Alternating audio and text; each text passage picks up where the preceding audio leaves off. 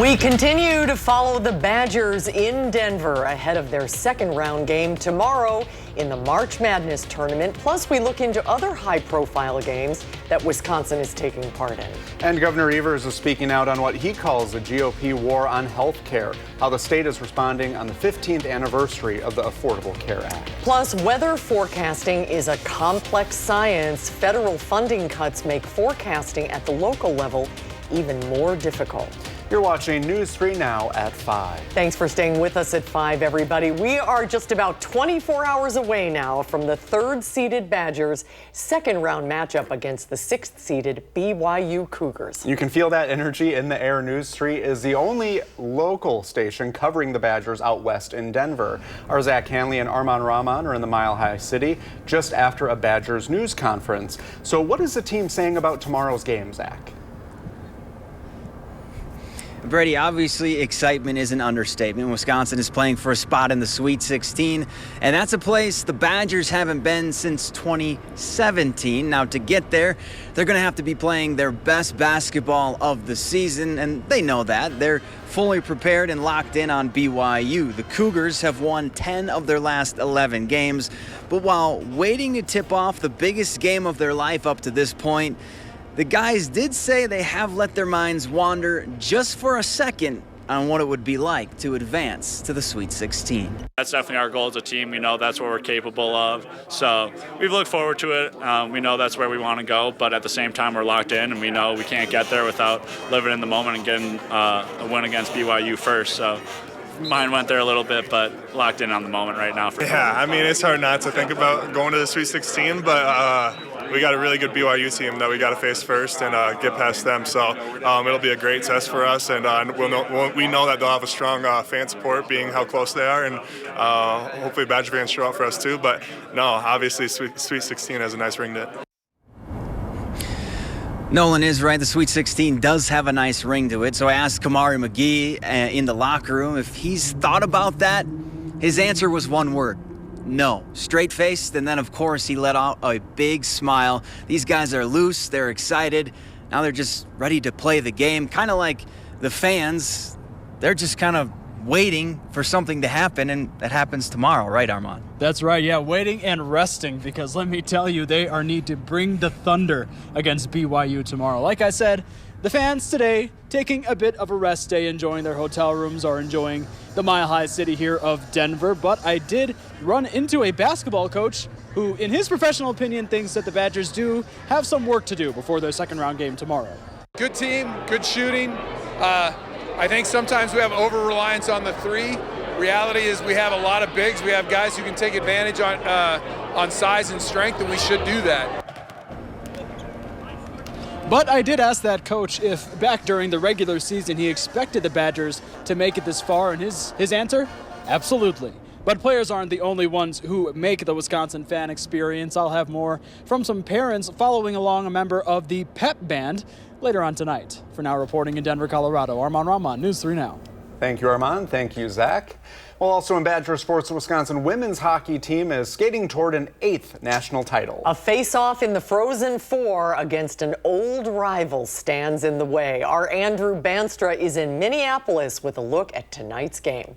As Mark Johnson told me, games like tonight's are the reason that you do the job. A border battle bigger than ever before, with a trip to Sunday's national championship game on the line. Wisconsin has already played and defeated Minnesota 5 times this year, so Johnson doesn't want them to change anything now. His message to his team is to clear your mind and find that flow state. For upperclassmen, they may never get that opportunity again, and so why not enjoy it? Put a smile on your face, go on the ice, and let everything go and play to win. And again, it's trying to get into that space, and it's easy to talk about, but it's hard to do. And so, am I nervous? You know, you can have butterflies, that's okay, but you know, when you go on the ice, it's just like, boom. Try to get in the zone. After falling short in the national title game last year, this year's Wisconsin team has had their eyes set on one thing: getting back to that mountaintop. But to get there, they've got to first handle business tonight, right here on the Gophers' home ice. At Ritter Arena, Andrew Banstra, News 3 Sports.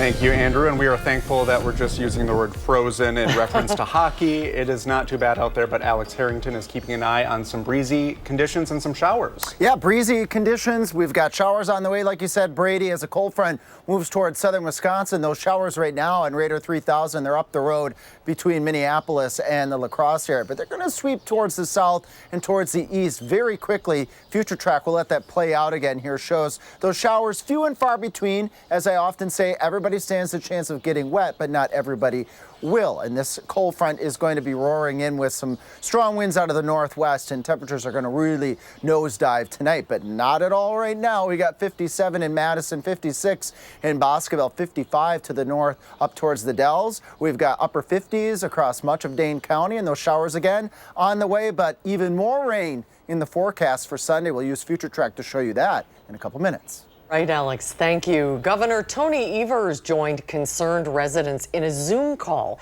to talk about what the Affordable Care Act has done for Wisconsinites in the 15 years since its signing. Attendees pointed out how the Affordable Care Act has benefited them directly and how cuts could harm them. The governor was asked about his opinion on federal cuts to Medicaid and how it could affect Wisconsin.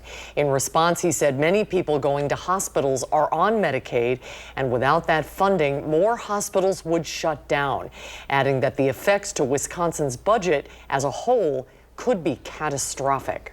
It's going to impact the rest of our budget because we'll have to either backfill what Medicaid doesn't with what we provide for schools or what we provide for our child care industry, or it'll make our budget the worst budget of all history.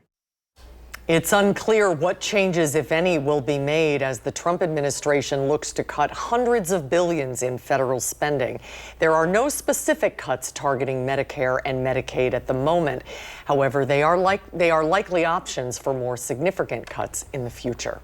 Billionaire Elon Musk is making waves in Wisconsin's Supreme Court race. His political action committee, America PAC, is offering voters $100 to sign a petition against activist judges just days before the critical April 1st election.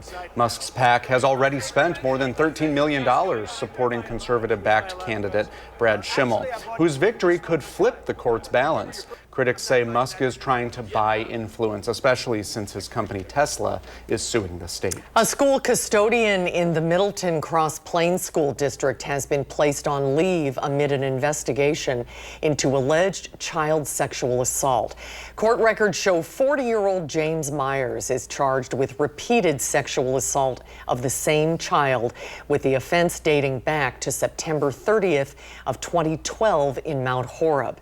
The Middleton Cross Plains District released a statement to News 3 in part saying, quote, "Student safety is our school district's primary focus. We have policies in place designed to support that focus.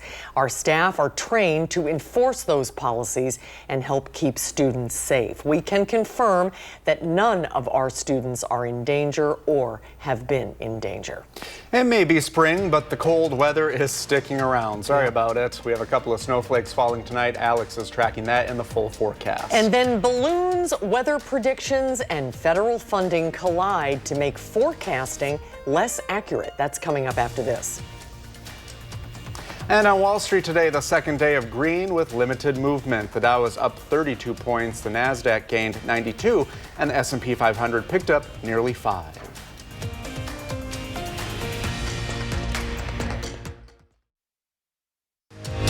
You're watching News 3 Now at 5, moving forward. Welcome back. President Trump says the U.S. Air Force will soon have the most advanced fighter jets in the world. The president awarded a contract to Boeing to begin production of the F-47. Meanwhile, President Trump and Defense Secretary Pete Hegseth deny a report by the New York Times that advisor Elon Musk was going to be briefed on secret war plans. It comes shortly after Musk visited the Pentagon for what Secretary Hegseth calls an informal meeting about efficiency and innovation in the Oval Office. To talk about DOGE, to talk about efficiencies, to talk about innovations. It was a great informal conversation. The rest of that reporting was fake.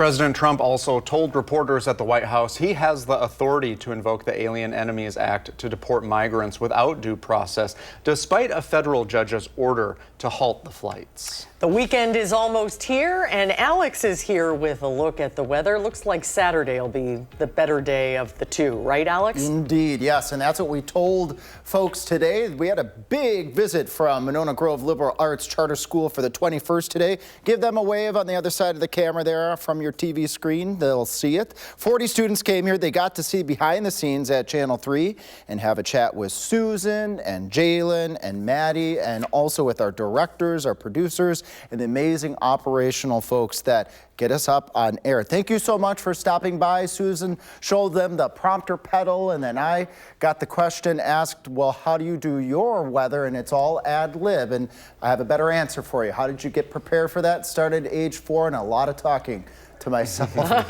in order to do the weather here. We've got showers up the road, and they'll be advancing off towards the south and towards the east this evening. This is a cold front that's coming through, and as I've been mentioning all afternoon and evening, just about everybody stands the chance of getting wet, but not everybody will. These will be few and far between, and then they'll be out of here by the time we get into the early part of Saturday. Can't rule out a couple wet snowflakes that Brady was mentioning before on the heels of those showers. 57 in Madison right now, down to 48 in Camp Douglas. Again, that colder air is going to be filling to the south and towards the east, but right now, beautiful Friday evening. Bit on the breezy side though, 60 right now in Verona. Planning our evening, breezy, cloudy skies giving way to that chance of a shower as we head towards 9 o'clock with temperatures around 45, and then we'll be into the 30s by the time we get into the early morning hours, and then dipping even colder after those showers are out of here, teens to lower 20s. It's a bit below normal, so a really frosty cold start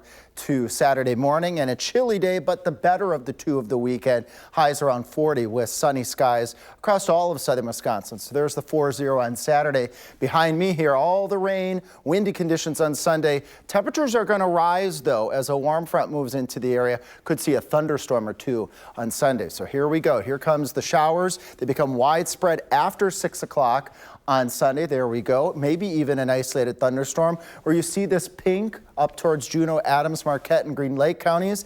Deja vu, just like the other day, they will have probably the best chance of having that mix of that wet snow, which ends as we get into Monday morning.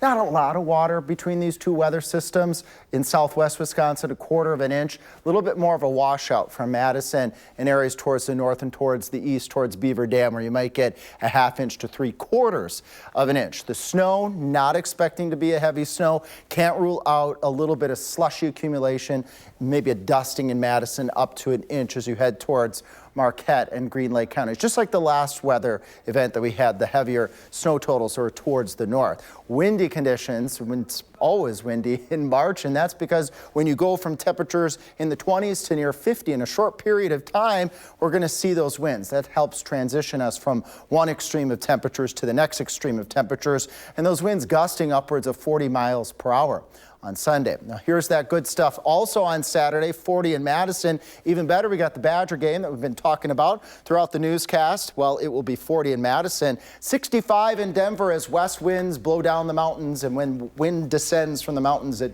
dries out and it warms up. So it's going to be a warm day in Denver. 49 again on Sunday, 42 on Monday as that weather system exits.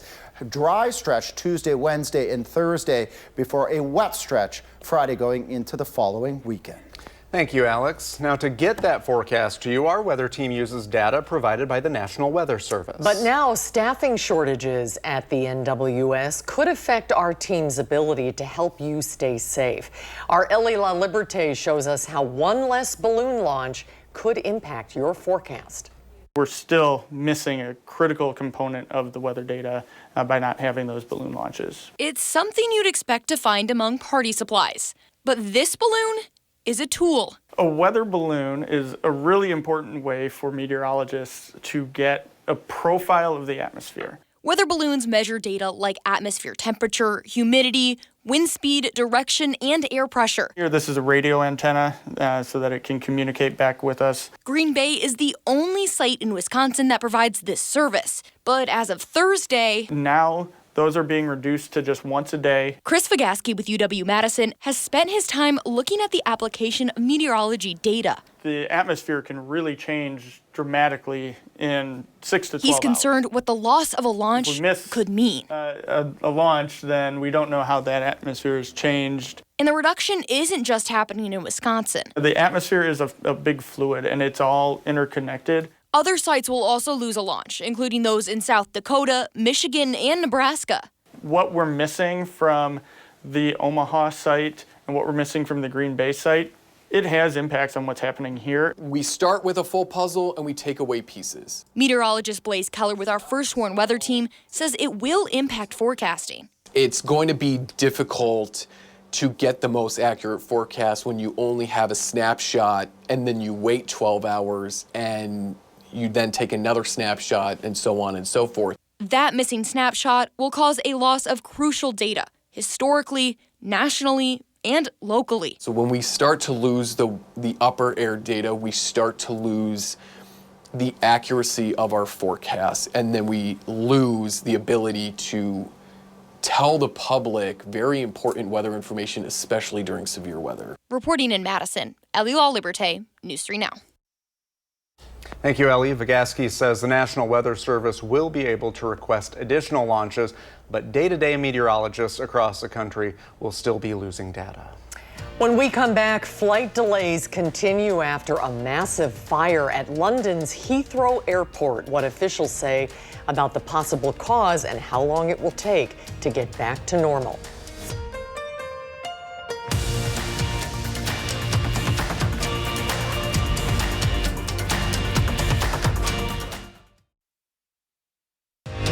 You're watching News 3 Now at 5.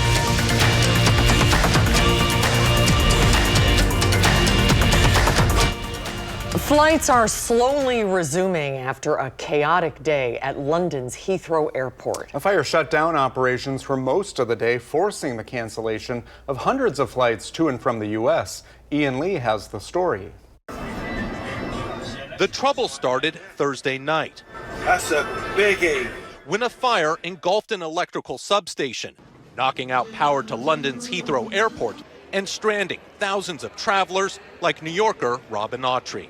Everything's just up in the air. It's pretty stressful. And I'm worried about how much is it going to cost me to fix this. Justin McLean was flying to London from Boston. The pilot came on and said that some of us may have noticed the plane was turning around and not to be alarmed, but that London Heathrow was closed due to a fire. 120 planes turned back, while others closer to the British capital were diverted to nearby European cities. These college friends who spent their spring break in London are charting a new path back home. Like, we're flying to Minnesota, but our college is in Iowa. So, like, we're going to fly, to my house in Minnesota, and then we're going to drive back to school.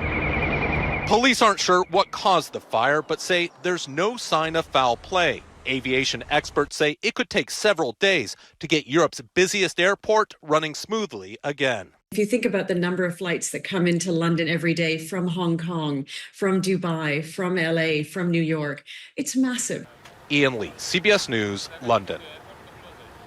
Today's chaos at Heathrow still can't compare to the disaster in 2010 when a volcano erupted in Iceland, spewing clouds of ash into the atmosphere and creating transatlantic travel problems for months.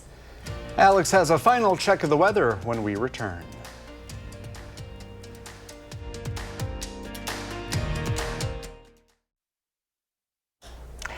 Coming up tonight at 6, the legal process known as a John Doe proceeding is coming into question in Wisconsin courts.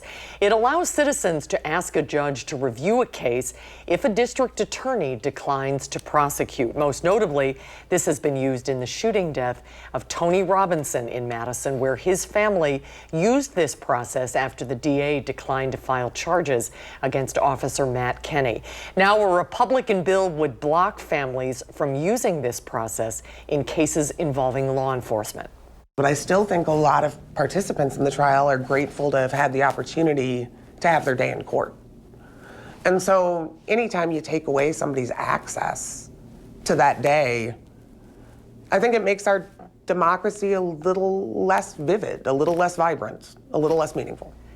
Our political reporter Will Keneally will break down the proposed bill and its path to the Assembly. Well, it sounds like we will want our umbrellas for parts of this weekend. You're going to have to hold on to them pretty tight as well on Sunday. It'll be windy, but yeah, tomorrow is the better of the 2 days. We'll be 40 tomorrow after a frosty start in the upper teens to lower 20s. That shower before the temperatures take a plunge tonight, and it will be a cooler day as we go into Saturday. Highs of 40, but it'll be sunny and the winds will be much lighter than what we're experiencing right now. So all in all, not a bad day. Sunday, you're just going to want to be inside watching games. 49 showers, a little bit of a mix to the north. And speaking of games, we know the big one tomorrow at 6:45 p.m. will be at 40. Denver, 65, windy. So Zach, hold on to your hats down there. And Denver and any Wisconsinites that are down there. Dry after that weather system Sunday and Monday, and rainy next weekend. I'll keep my hairspray handy. Yeah, thank you, Alex. Stay with us, everybody. News 3 Now at 6 airs right after this short break at